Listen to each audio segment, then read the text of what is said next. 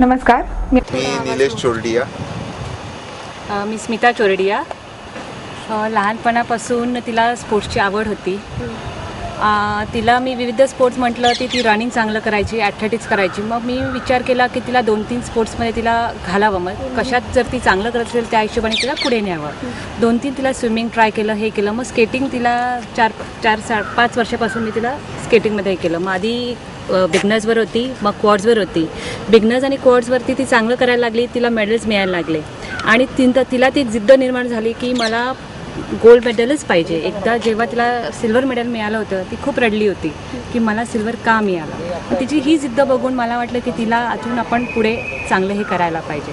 मग तिला मी सरांकडे हे केलं, अजय तावरे सरांकडे मी बोलले त्यांच्याशी. त्यांनी मग तिला इथे हे केलं, स्केटिंग करता इनलाईन स्केटिंगवर पहिल्यांदा आम्ही टाकलं. आणि तेव्हा तिच्या शाळेतले एक सर, अजून एक आनंद यादव म्हणून आहे, त्यांनी मला थोडं आईस स्केटिंगबद्दल मार्गदर्शन केलं.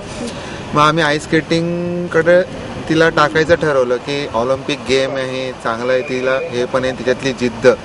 मग आईस स्केटिंगचं जेव्हा टाकलं तेव्हा अजय सरांनी तिला ट्रेनिंग करण्याबद्दल आम्हाला म्हटले मी तिला ट्रेन करत.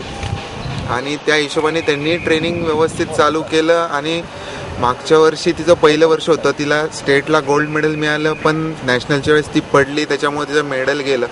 पण यावर्षी तिने तिच्या हिशोबाने फार प्रकारे चांगलं केलं. सिल्वर मेडल, ती आजारी असताना तिला 3 दिवस आम्ही सलाईनवर ठेवलं होतं मी तिथं, पण तरी तिने सिल्वर मेडल घेतलं. त्याबाबत आम्ही खुश आहे. अजय सर तिच्यावर भरपूर मेहनत घेत आहेत. आनंद यादव यांचं तिला मार्गदर्शनही मिळत आहे त्या बाबतीत सुद्धा. ती प्रत्येक खेळात लंगडी, डॉजबॉल, रनिंग सगळ्या ह्याच्यात तिने प्रावीण्य मिळवलं आहे. तिला शाळेतसुद्धा बेस्ट ॲथलीट्सचं तिला ट्रॉफी 2 वर्ष सलग मिळत आहेत. त्याच्यानंतर स्केटिंगमध्ये पण जेव्हा तिचं मी बघितलं की ती करू शकते, मग त्या ह्याच्यातून मला प्रोत्साहन मिळालं की तिला आपण पुढे हे न्यावं इनलाईन्समध्ये. मग इनलाईन्सचं आता पुढे ती आता जसं जसं सरांचं गायडन्स मिळेल तसं ती पुढे.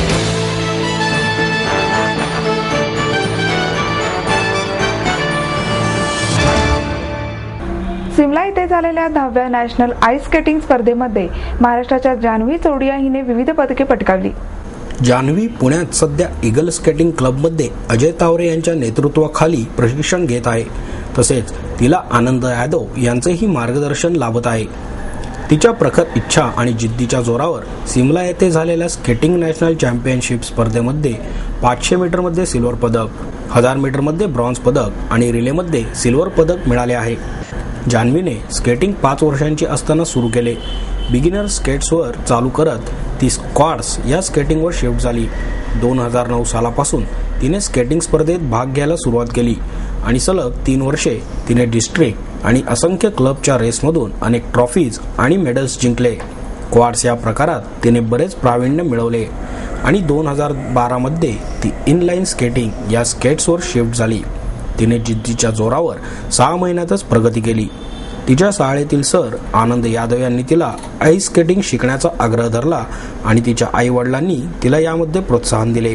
आईस स्केटिंग स्टेट चॅम्पियनशिपमध्ये तिला गोल्ड मेडल मिळवून पुढे होणाऱ्या नॅशनल स्पर्धेत महाराष्ट्राकडून सिलेक्शन झाले. ती पहाटे 5 वाजता उठून प्रचंड थंडीत रोज 6 ते 9 कॅम्पमध्ये प्रॅक्टिस आणि व्यायाम करते आणि परत सायंकाळी 3 तास अशी तिची दिनचर्या आहे.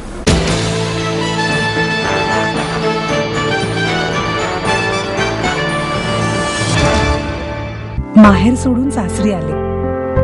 इथे प्रेमाची, मायेची माणसं होती, पण माझं भविष्य सुरक्षित आहे याचा आनंद, आत्मविश्वास वाढवणारा होता.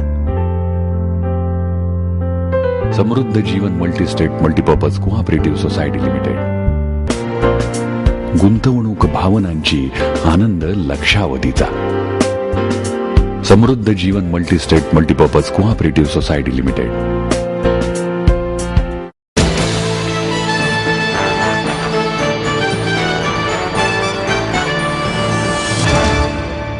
कोणत्याही कलाकृतीने केवळ थ्रिलर मनोरंजन न करता रसिकांना विचार दिला पाहिजे, असे मत प्रसिद्ध अभिनेत्री मधुरा वेलणकर यांनी व्यक्त केले. रुजुता प्रॉडक्शन निर्मित मधुरा वेलणकर यांची प्रमुख भूमिका असलेल्या मिस्टर अँड मिसेस या नाटकाचा प्रयोग पुण्यात होणार आहे. यानिमित्त आयोजित पत्रकार परिषदेत त्या बोलत होत्या. अभिनेते चिन्मय मांडलेकर, निर्माते अभिजित साटम, दिग्दर्शक प्रियदर्शन जाधव अनिरुद्ध जोशी, रुजुता चव्हाण, यशस्वी उपासनी यावेळी उपस्थित होते.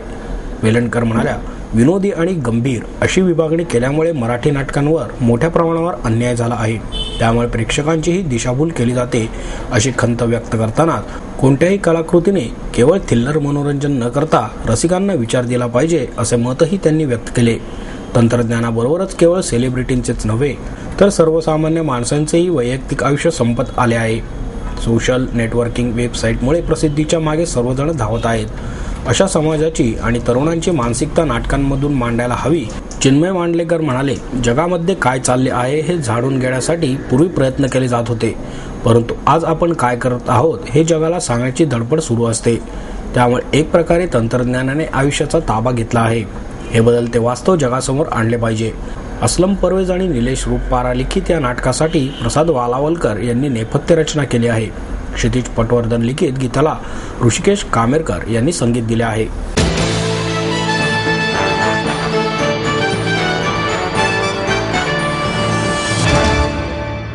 देशातील सर्व ज्येष्ठ नागरिकांना पेन्शन मिळावी या मागणीसाठी पेन्शन परिषदेतर्फे जिल्हाधिकारी कार्यालयावर मोर्चा काढण्यात आला. अमल मापडी पंचायत, छत्रपती शिवाजी मार्केट यार्ड कामगार युनियन, घर कामगार संघटना, पथारी पंचायत, पवना धरणग्रस्त, कागद काच पत्रा कष्टकरी पंचायत, शेतमजूर संघटना या आंदोलनामध्ये सहभागी झाल्या होत्या. ज्येष्ठ कामगार नेते डॉक्टर बाबा आढाव, शैलजा आराळकर, नितीन पवार, गोरक्ष मेंगडे, चंद्रकांत मानकर, संतोष नागरे, संजय साष्टे यावेळी उपस्थित होते. डॉक्टर बाबा आढाव म्हणाले, जनतेला स्वस्त धान्य, गॅस मिळणार अशी घोषणा सरकारने केली आहे, मात्र अजूनही या योजनांचा लाभ जनतेला मिळत नाही. सरकारने ज्येष्ठ नागरिकांना केवळ आश्वासन न देता प्रत्यक्षात पेन्शन द्यावी. पेन्शनसाठी येत्या 10 ते 13 फेब्रुवारी दरम्यान मुंबई येथील आझाद मैदानावर आंदोलन करणार आहोत. सध्या केंद्र आणि राज्य सरकारकडून ज्येष्ठ नागरिकांना 600 रुपये पेन्शन दिली जाते, मात्र वार्षिक उत्पन्न 21,000पेक्षा कमी, 15 वर्षांचा रहिवासी पुरावा असलेल्या दारिद्र्य रेषेखालील ज्येष्ठ नागरिकांनाच या पेन्शनचा लाभ मिळत आहे. तसेच सध्या सुरू असणाऱ्या पेन्शन योजनेसाठी वयाची अट जाचक असल्याने अनेक ज्येष्ठ नागरिकांना योजनेचा लाभ मिळत नाही.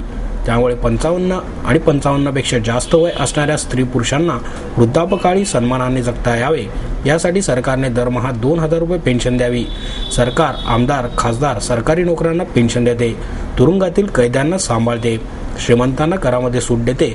त्यामुळे सरकारने ज्येष्ठ नागरिकांनाही पेन्शन द्यायला हवी असेही ते म्हणाले.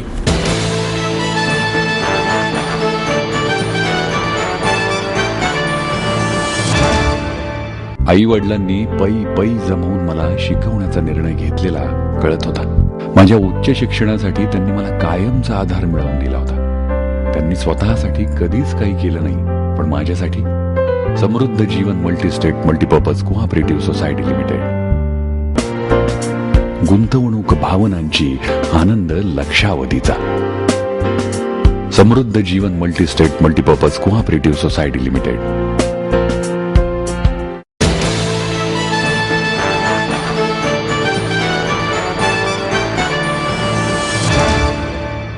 महाराष्ट्र राज्य कामगार सुरक्षा दलातर्फे नामदेवराव ढसाळ यांना विविध क्षेत्रातील मान्यवरांनी अभिवादन केले. लेखणीच्या माध्यमातून भगवान गौतम बुद्धांचे स्वातंत्र्य, समता आणि बंधुतेचा विचार सांगतानाच नामदेव ढसाळ यांनी गरीब आणि पिचलेल्या मनाला जागे करण्यासाठी विचारांची धगधगती मशाल दिली. दलित आणि मागासवर्गीयांवरील अन्यायाविरोधात पॅन्थरप्रमाणे आयुष्यभर लढणारा लढवय्या हरपल्याची भावना विविध क्षेत्रातील मान्यवरांनी व्यक्त केली. महाराष्ट्र राज्य कामगार सुरक्षा दलाच्या वतीने आयोजित नामदेव ढसाळ यांच्या अभिवादन सभेत विविध क्षेत्रातील मान्यवरांनी नामदेव ढसाळांच्या आठवणींना उजाळा दिला. आमदार ॲडव्होकेट जयदेव गायकवाड, ज्येष्ठ समाजवादी विचारवंत भाई वैद्य, विजयराव कोलते, भगवानराव वैराट, संभाजी साळवे, ज्येष्ठ पत्रकार अरुण खोरे यावेळी उपस्थित होते. ॲडव्होकेट गायकवाड म्हणाले, जीवनावर प्रेम करणारा लढवय्या नामदेव ढसाळसारखा दुसरा कोणीही नव्हता. त्यांनी केवळ स्वतःलाच नव्हे तर इतरांनाही जगण्याची उमेद दिली.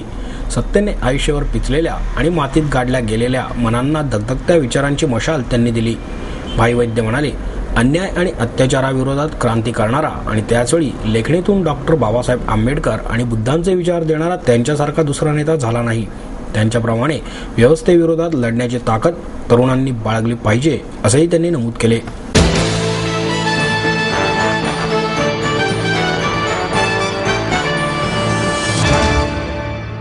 ओपी नय्यर फाउंडेशनतर्फे देण्यात येणारा ओपी नय्यर पुरस्कार जाहीर झाला आहे. हिंदुस्थानी संगीत क्षेत्रात गेल्या 8 दशकांहून अधिक काळ भरीव योगदान देणारे ज्येष्ठ वादक स्वर्गीय कावस लॉर्ड आणि त्यांचे सुपुत्र केरसी लॉर्ड आणि बुजोर लॉर्ड यांना ओपी नय्यर फाउंडेशनतर्फे देण्यात येणारा ओपी नय्यर पुरस्कार जाहीर झाला आहे. पुरस्काराचे हे 5वे वर्ष आहे. चांदीचे स्मृतिचिन्ह, रोख रक्कम असे पुरस्काराचे स्वरूप आहे. ओपी नय्यर यांच्या पुण्यतिथीनिमित्त 1 फेब्रुवारी रोजी रात्री 9 वाजता कोथरूड येथील यशवंतराव चव्हाण नाट्यगृह येथे ज्येष्ठ सारंगी वादक पद्मविभूषण पंडित रामनारायण यांच्या हस्ते पुरस्कार प्रदान करण्यात येणार आहे.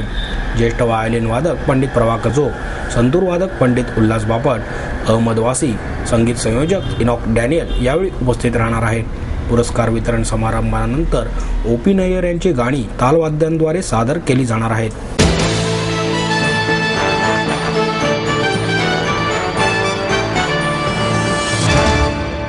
आपको देता है एडमिशन के साथ अपॉइंटमेंट लेटर भी. B civil, computers, electronics, electronic and telecommunications, IT and mechanical. MA computers, electronics, IT and mechanical, diploma engineering, mechanical and computer. MBA finance, HR and marketing. BCA, BBA, MBA and MCA for engineering और साथ ही D.Pharm, B.Pharm और M.Pharm भी. Siddhant international school CBSE from nursery to 5th standard. Siddhant college. Transport एवं hostel facility. 22 एकड़ का विशाल campus. AICT Delhi और Pune university द्वारा मान्यता प्राप्त.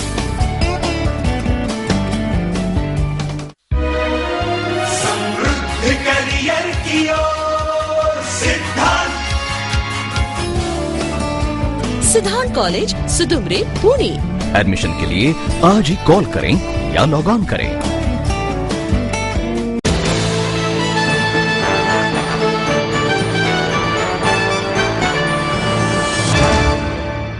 साहित्यात महत्त्वाचे योगदान देणारे बाल साहित्य आजही उपेक्षित आहे, अशी खंत बाल साहित्यिक डॉक्टर मंदा खांडगे यांनी व्यक्त केली.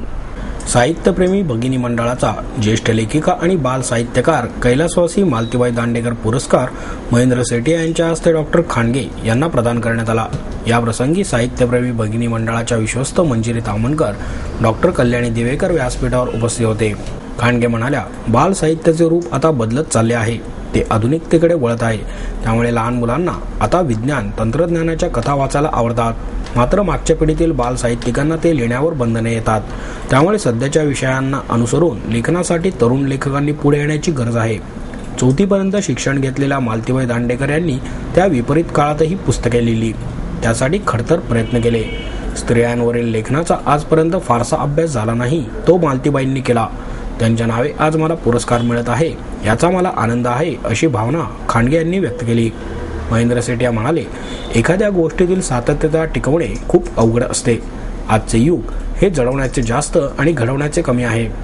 आता देखाव्यांवर अधिक भर दिला जात आहे. खरे तर मुलांनी स्वतःच्या प्रेरणा, क्षमता आणि कौशल्यांमधूनच ते दाखवायला हवे. मात्र आज ते होताना दिसत नाही. अनुभव देण्याची क्षमता वाढली आहे, मात्र ती घेण्याची क्षमता वाढलेली नाही, अशी खंतही त्यांनी व्यक्त केली.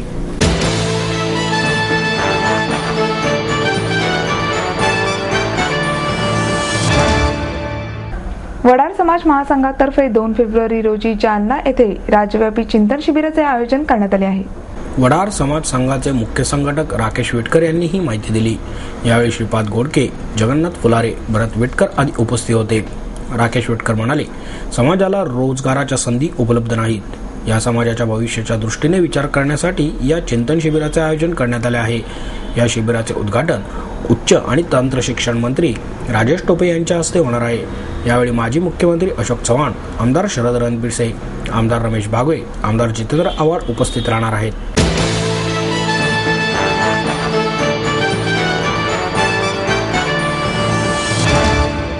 आपलं स्वप्न, आपलं मन, आपलं स्वतःचं घर हेच खरं धन. समृद्ध जीवन पार्क सादर करत आहे 140 फ्लॅट्सची एक प्रशस्त गृह योजना. कात्रज कोंढवा रोडवर बिबवेवाडीपासून फक्त 2 किलोमीटर अंतरावर आपल्या आर्थिक गणितात बसणारे 1 व 2 BHK फ्लॅट्स. तब्बल 3 मजली पार्किंग सह ऐस पैस गार्डन, क्लब हाऊस आणि इतर सुविधांनी सुसज्ज. बुकिंग साठी संपर्क 9850 937-373, 9850-947